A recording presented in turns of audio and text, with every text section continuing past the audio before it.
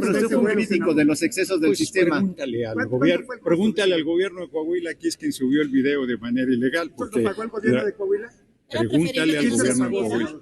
Me lo pagó Salinas Pliego. Me apoya. En este recorrido por el país, Salinas Pliego está de mi parte. Salinas Pliego me lo pagó, ya te respondí. Senador,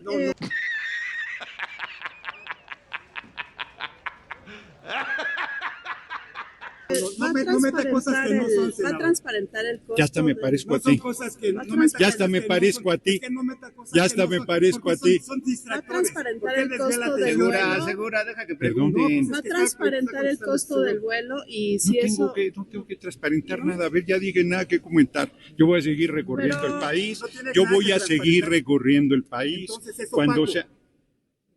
Dice que no tiene nada que transparentar, entonces usted es opaco. Oiga, senador, ¿no es contrario a los principios de la Cuarta Transformación usar aviones privados? La presidenta sí ha sido clara de que no se deben utilizar los aviones privados, ni ella los usa. Yo creo que falta la verdad. Yo creo que falta la verdad. La compañera presidenta ha dicho.